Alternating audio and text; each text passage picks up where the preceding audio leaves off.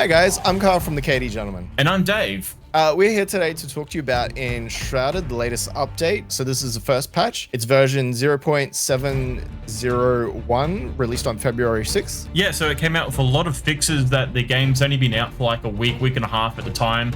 And that developers have really been listening into everyone, and they've got a lot of fixes in there, which are actually really good to see. And it's improved the whole quality of the game overall. Yes, it has.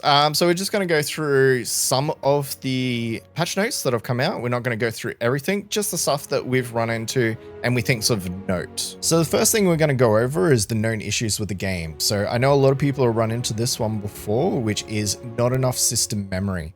So if you have less than 16 gigabytes of RAM, the game won't even load for some people. Keen have added a bypass to that now, so you can disable the RAM check that'll allow you to load the game even if you don't have 16 gigabytes of RAM. However, they do want you to know if you do this, it can impact your game experience. So it may not run as smoothly, and as they add additional features to the game, it could negatively impact your experience moving forwards. So we're still, we're still in early access. We haven't released the game yet. There's still more to come to the game, features that may be more demanding moving forwards. So just be aware of that one. The other one that's a lot of people would be happy about is they've added some optimizations for the AMD. So the compiling shaders should work a lot faster now. When you open up the game and you have that little timer in the bottom corner that's counting up, that's just the shader compile. That should be a lot faster if you're using an AMD graphics card now. So good to know. And they've done various performance improvements. So hopefully the game will run a bit smoother for people as they go forwards. They've also added better error messages to their logging system. This means that they're going to be able to diagnose and fix bugs a lot sooner, a lot quicker, and they can get back to just building the game they want to they want to build a lot quicker. So it's good to know. So multiplayer side, they fixed an issue that sometimes prevented players from logging into dedicated servers. This is something David and I have experienced personally.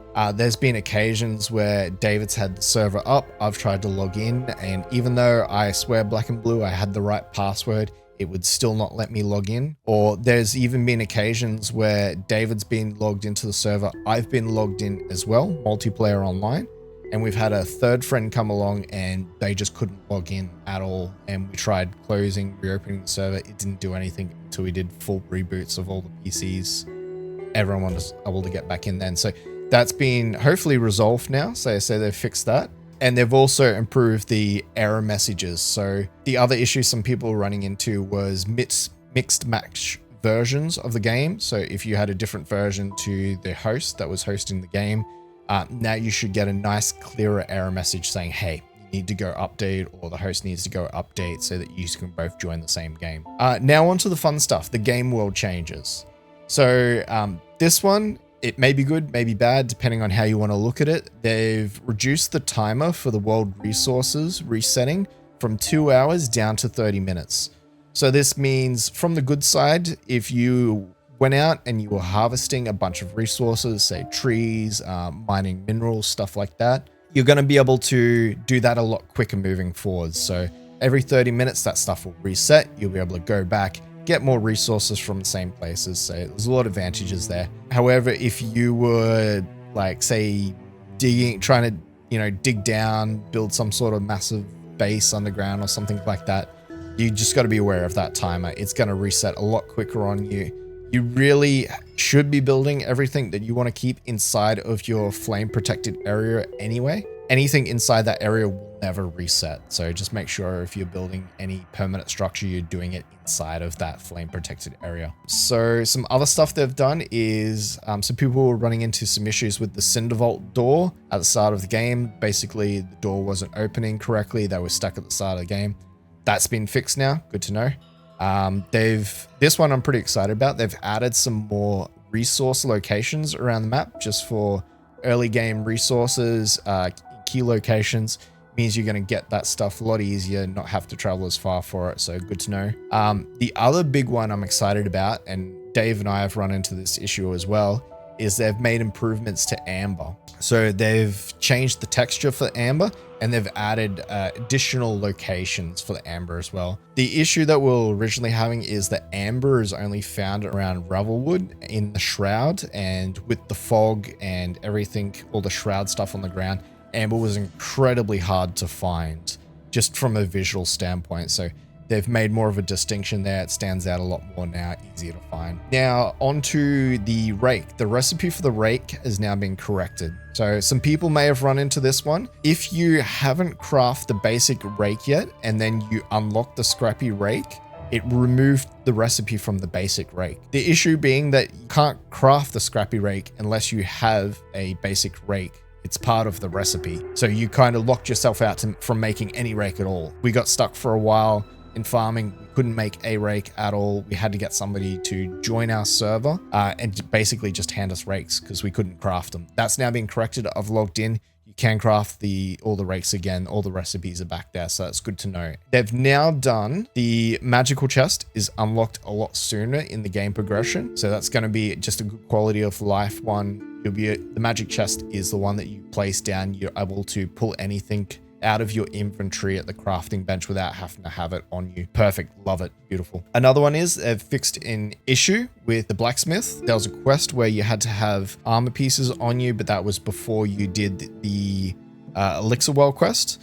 Now, if you do the elixir well quest out of order, it just automatically completes for you. So that's good to know. The second tier glider, the advanced glider, is also now unlocked earlier. So if you're traveling from, say, like the Springlands up to Pike, it's quite a distance.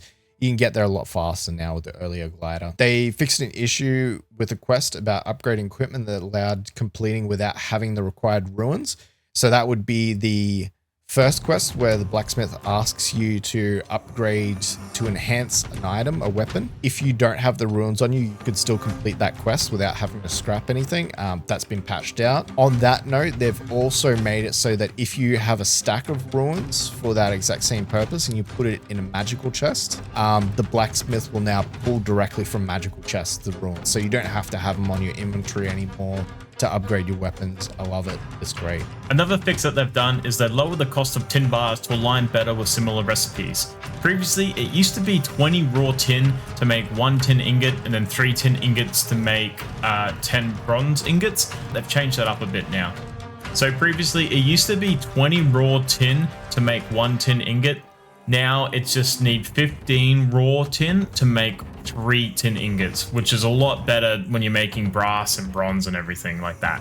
Fix the bugs where players could interact with hook anchors behind the camera. This was a really annoying one when you were just about to go up to a body and loot it because you know you had to press E, but however there was a hook behind you, and next thing you know, before you touch the body, you'd go zipping back on that hook. I'm glad that they've now changed it so your camera has to somewhat align with the hook to be able to use the zip. It's much better and it will stop that big stuff around all the time. Fix the bugs where gliders could allow players to hook on anchors from a long distance than intended. That's actually a really good one. Fix the bug where players interacting with bed could lead to the player's character floating upwards continuously. Dreams should not be this powerful. I really wish I could have a dream like that in real life too. Fix the warrior skill absorb, and this one's funny. Nerfed skill water aurora. It was just too good. It really was good. I'm sad to see that one go. Buff the tier 3 ice bolt spell by adding area damage. That's good. Fix several incorrect item levels for weapons. Reduce the damage from some poison attacks, especially the poison attack from the scavenger mantron boss that caused too much damage. Now, if you ever had to fight one of those scavenger boss that would spit poison, if you weren't wearing the right armor or didn't have the right points into surviving some poison, you would just be taken out really quickly from the poison attack, and it wasn't that fun. Glad they've changed it up a bit now so you can actually take a little more damage while fighting him, which will be able to make that go a little faster. Fix collision issues with the fell spitting plant. Yep, that was a good one to have fixed. Should now spawn more reliably. I can't say I ever recall seeing a bat or hadn't for a long time, so good to see that one's fixed. Fix several instances of enemy sounds that were played too loudly in multiplayer. Unfortunately, I never had that problem because I was always hosting, but I'm glad they have fixed that one for everyone else. Fix 2 incorrect weapon models. Now, there was a axe that you would hold that when you look at it, it would be a sword in your hands, but you'd still be holding an axe. So there's that, and there's another one that I'm not aware of. I think it might have been a bow. I don't know, but let me know in the comments which one it was. And then, yeah, so they fixed the right model so what you're holding actually represents the correct thing. And under the building and terraforming, they've improved the detection of ambient sounds and player bases during terraforming. The ambient sound and player base cellars sounds less like natural caves now. The improvements around ambient sounds on the base will continue. Now, if you ever been like digging a little cave into your base, as soon as you step in, you'd hear like a dripping sound and like bats in the background, little ambient sounds of caves and stuff. So it looks like they've fixed that one up now, which is really good. And sometimes if you're even underneath your base, it'd be really too ambient rather than what quietness. It'd just sound like you're in a cave. So it's good to see that they fixed it and they are going to improve more, which is really good to see. There's still a lot of work to do, but it's a step in the right direction. Increased durability of several dungeon materials against powder bombs. So you used to be able to throw a lot of powder bombs at bosses and stuff like that, and they're just sink into a hole. Then you'd be able to use arrows or spells to get them while they're sort of stuck in there. Looks like they've reduced the damage that those bases and things will take now, so they won't be able to stun lock them really so much easily anymore. So that's only a little fraction of the patch notes, guys. There's a lot more there. Make sure you go to the Steam store and check out their patch notes and all the other ones there. There's a lot of goodies. And that's the first patch for Enshrouded, guys. We're really excited to see all the fixes they've done, and I'm actually really excited to see what improvements or new features they add in later. Yeah, don't forget that it's still an early access game, so it's not even version 1 of the game yet. It's still 0.7. They've got a lot of work to do still. As I mentioned earlier, the system requirements may change as the game develops and they add new features to it, so just keep an eye on those moving forwards. Yeah, I'm excited to see what they do in the future. All right, guys, make sure you like and subscribe to the video and hang around for more Enshrouded content. Bye for now. Bye.